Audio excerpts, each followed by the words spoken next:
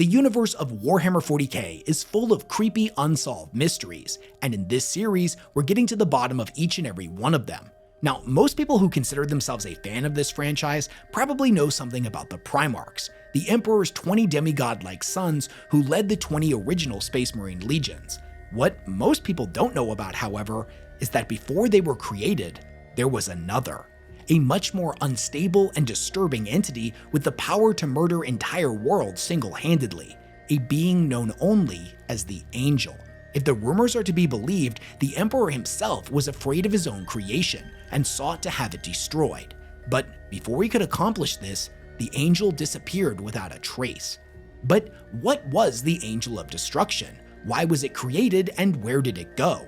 Was it truly a Primarch Zero, or was it something else entirely? And perhaps most importantly, could the Angel still be out there? Well, in this video, we're going to be getting into all that and a whole lot more, as there's a lot to talk about when it comes to this particular creepy unsolved mystery. But before we dive headfirst into the grimdark, a quick shout out to this video's sponsor.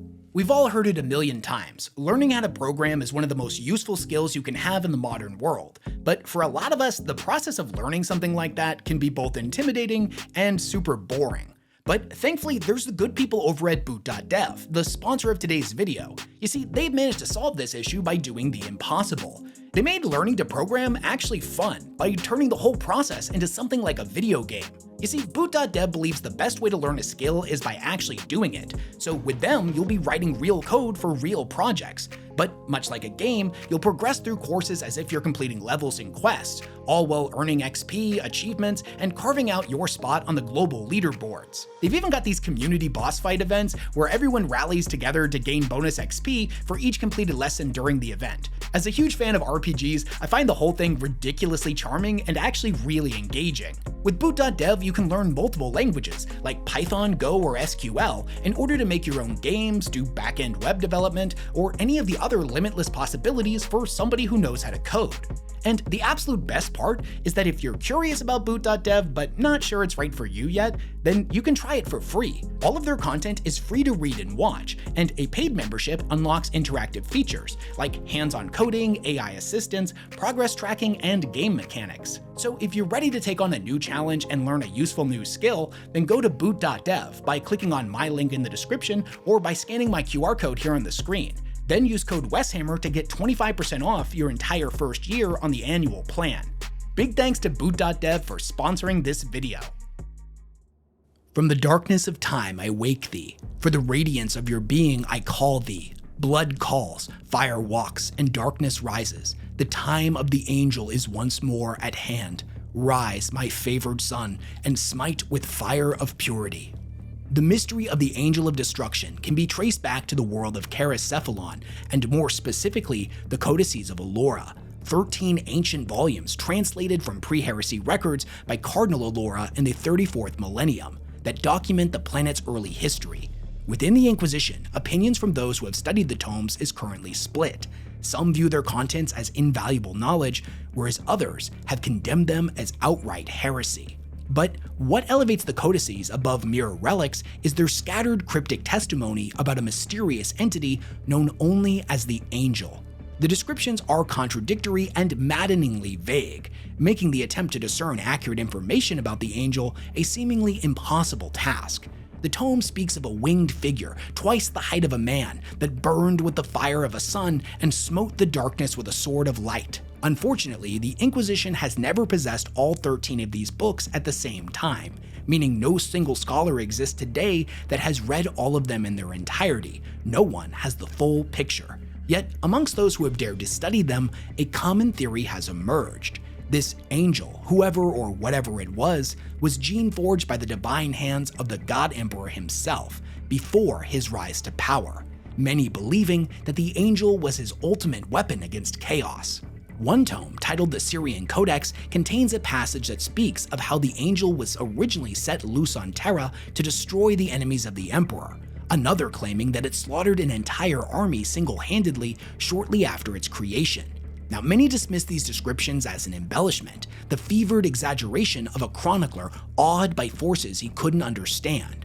Others, however, point out a pattern of such descriptions throughout the tomes, all pinned by different authors at different times, leading them to conclude the uncomfortable accuracy of the angel's terrifying power. Perhaps most disturbing of all is that the text also indicates the angel didn't just go after confirmed heretics or targets ordered destroyed by its master.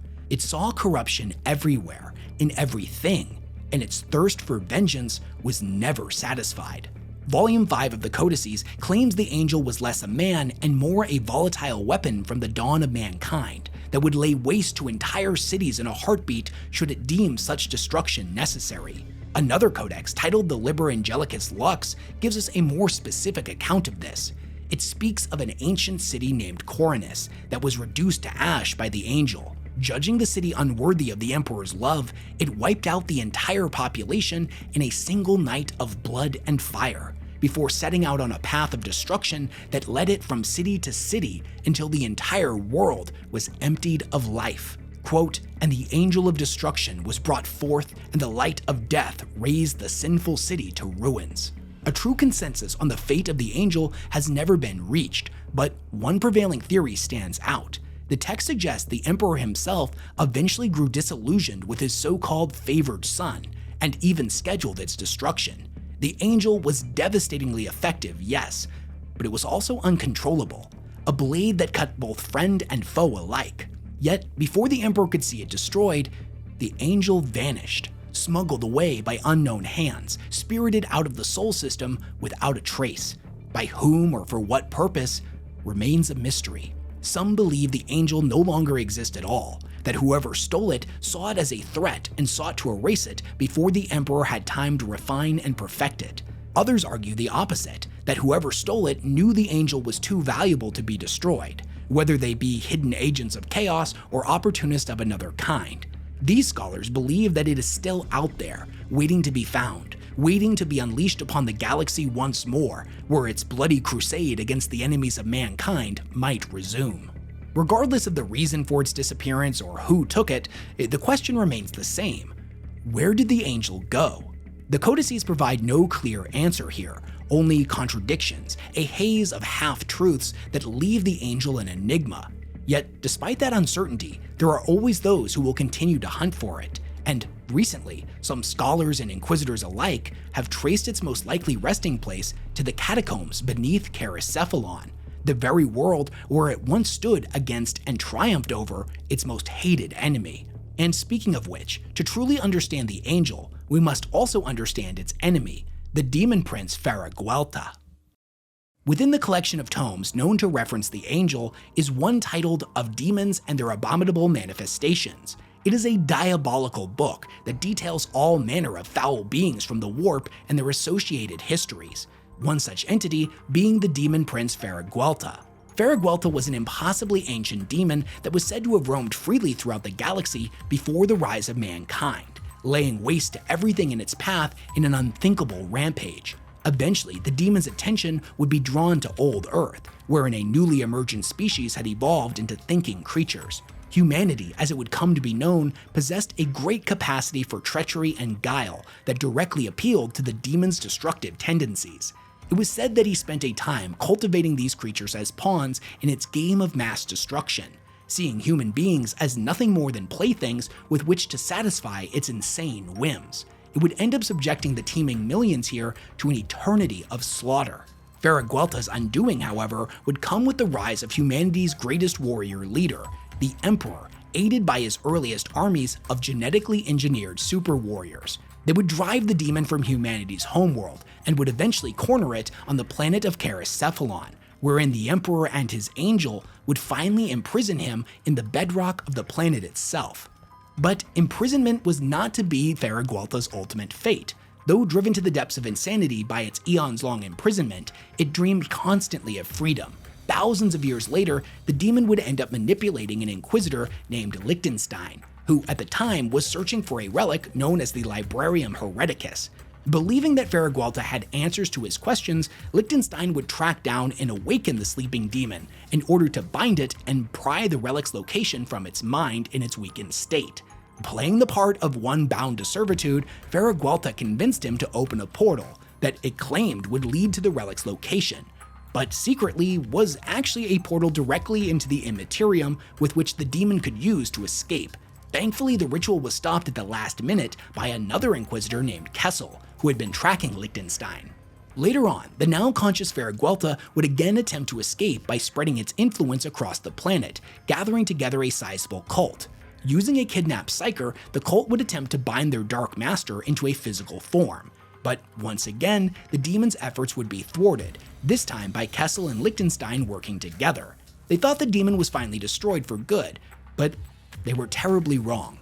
Farraalta would not be denied its freedom, and thus it cast its consciousness out across Karacephalon, looking for another host. Eventually, it settled on Cardinal Kodaska, the joint ruler of the planet alongside the planetary governor, a major figurehead in the lucid tendency cult of the Ecclesiarchy. Now, the Chaos cult that worshipped Farraalta would end up capturing the Cardinal, take him deep below the mountains, and once again, attempt to bind the demon to a human host. But we'll cover that event in just a minute. As is the case with many of 40K's creepy, unsolved mysteries, the story of the Angel of Destruction comes from a single source: the Death of an Angel campaign supplement for the now defunct Inquisitor skirmish game RPG hybrid, released back in 2003. So let's talk a bit more about this story, but before we get into it, as this is an RPG with multiple narrative branches, arcs, and alternate scenarios that don't always tie directly to the Angel itself, I'm going to be trimming down a lot of this and focusing mainly on the sequence of events that can be considered the most canonical. The campaign unfolds on the surface of Karacephalon, a world in the Coptis sector infamous for its vast mutant population. These wretches have served as a labor force for millennia, stripped of rights and segregated by the law. Revolts have erupted before, but none have ever threatened the iron grip of the ruling class. That is, until now. The backdrop of this campaign is a massive uprising, one unlike anything in the planet's history. The Inquisition suspects that this is no ordinary rebellion. A hidden intelligence is believed to be guiding the mutant tide. The player characters, or Warband, are one of many inquisitorial forces drawn to the planet. Their mission is simple in theory: discover who is orchestrating the revolt and put an end to it. How they do so, whether by crushing the uprising, exploiting it, or even siding with the mutants, is left up to them. By the midpoint in the campaign, though, it becomes clear that something far greater is at play. And it's around this time that the Warband catches wind of a Tau arms dealer operating on World, a lead too tempting to ignore.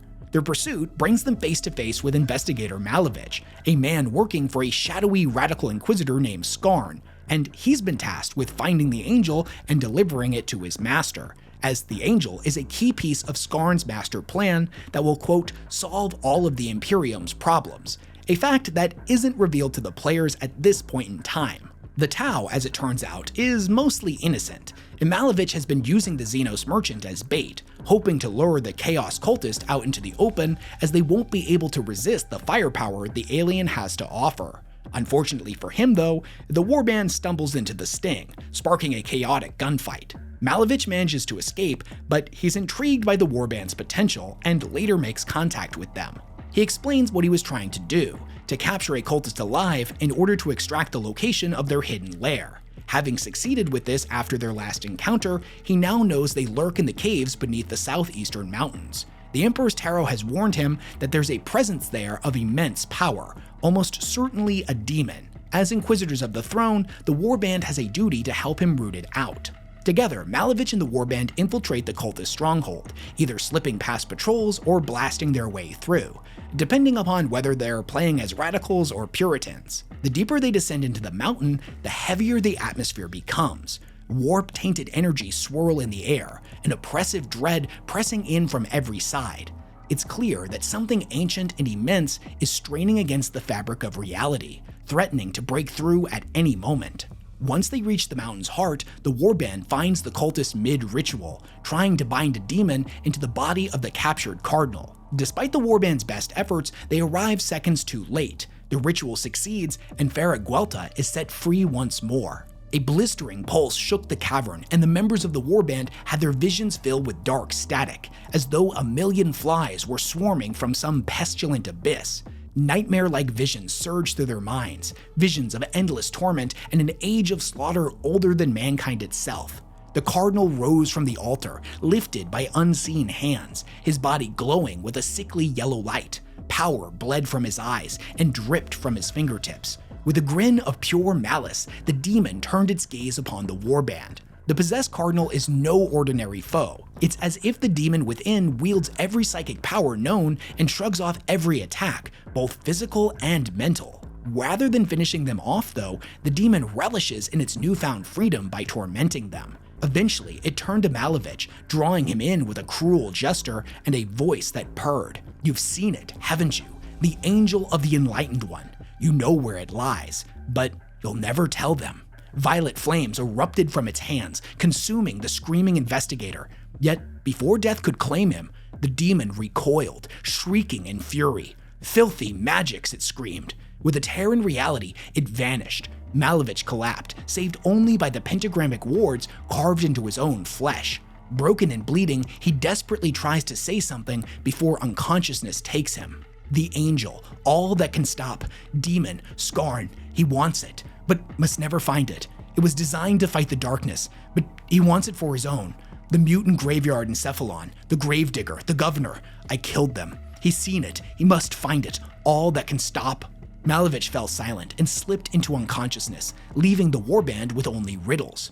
Time passes, and the demon prince Farraalta grows stronger with every passing day. Still but a fragment of its true might, it rampages across Cephalon, burning districts to ash, slaughtering all in its path. Yet, the demon is not content to leave. It senses the spore of its ancient enemy somewhere on the planet's surface, and it will not leave this world until the angel is destroyed. After reporting their findings to the higher-ups within the Inquisition, the warband receives new orders. The angel must be found, awakened, and turned against the demon. But once its task is done, it must be returned to the Inquisition for study. Malevich, who the warband has been caring for in his weakened state, is raving and broken. Though in a moment of lucidity, he does offer them one important clue: the Cephalon Institute of Ecclesiarchal Antiquities. Within its archives lies ancient tomes that speak of the angel. The warband, after traveling there and investigating the library, learns that the angel's prison lies in the catacombs beneath the ruins of the Amethyst Palace. The tomes also reveal the key to sealing it once more. They need corrupted flesh to bait the angel back into its coffin after it's been released. Armed with forbidden knowledge, the warband makes for the Amethyst Palace, where they uncover a colossal glowing stasis coffin buried in the rubble. But before they can reach it, another figure emerges from the shadows. It's Inquisitor Skarn, flanked by his own warband and a dozen or so conscripted SSA officers. He warns them to leave the artifact alone, declaring it a weapon far beyond their comprehension. He claims to have orchestrated events behind the scene to reach this point and will not suffer interference.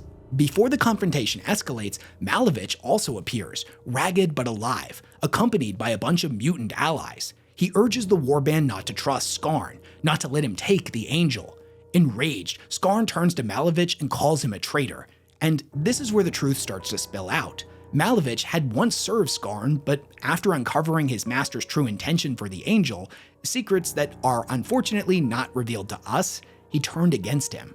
A battle ends up erupting between the three rival inquisitorial forces, but it's violently interrupted as a wall explodes inward. The demon prince Farraalta crashes into the chamber, a band of armed cultists following in its wake. It points to the coffin and roars, "Here it is, the demon bane. Its murderous dreams have plagued my own for millennia." In the ensuing carnage, Skarn manages to slay Malevich and vanishes into the shadows while his warband distracts the demon. The warband manages to reach the coffin and begin the ritual of awakening. At first, it looks like they did something wrong, as nothing happens, and this is when the demon strikes. It lunges at them, and with a single swipe of his arm, sends the party flying. But before he can destroy his slumbering enemy, the coffin erupts in fire and light. The angel erupts from its prison in a psychic shockwave, wings blazing, sword aflame. The demon prince screamed as the angel lifted him high into the air before crashing him down to the ground, the impact cratering the stone floor with the force of a demolition charge going off. The demon recovered and engaged the angel in a biblical battle, hurling fireballs at his foe as the angel ducked and weaved, landing blow after blow with its flaming sword. The warband added their firepower as well, but it was obvious to them they were doing little if any damage. They were as ants in a battle of titans. At last, the angel managed to impale the demon, and once again, he took his skewered prey high into the sky, casting him down again like a meteor, cratering the earth. Victorious, it descended slowly towards the warband, its body dripping with demonic blood. Just as hope begins to flicker, the angel points its sword at them and intones, "The judgment continues." In a blur of motion, it dove forward into the group, faster than their eyes could track. The warband barely even registered its sword moving, only the body of their comrade splitting apart and collapsing in a heap of smoking gore at the angel's feet.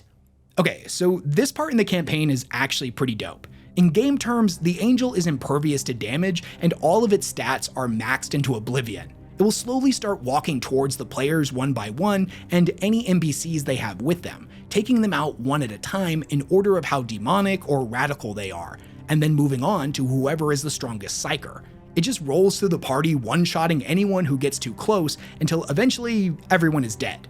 Although it can't actually be hurt, damage does momentarily stun the angel. So this gives the game master the perfect chance to be like, you know how you've all been stocking up on weapons, ammo, and consumables, and you're players in an RPG, so none of you ever actually use any of them because you're always worried that it's not the right time and you're gonna need them later? Well, I'm telling you, now is the time. Go absolutely buck wild on this thing, throw those melt-a-bombs, bust out the las cannon, unload everything you've got into him. The one exception here being psychic powers, as not only is the angel completely immune to them, but anyone who tries to will get slammed with a massive psychic backlash for their trouble.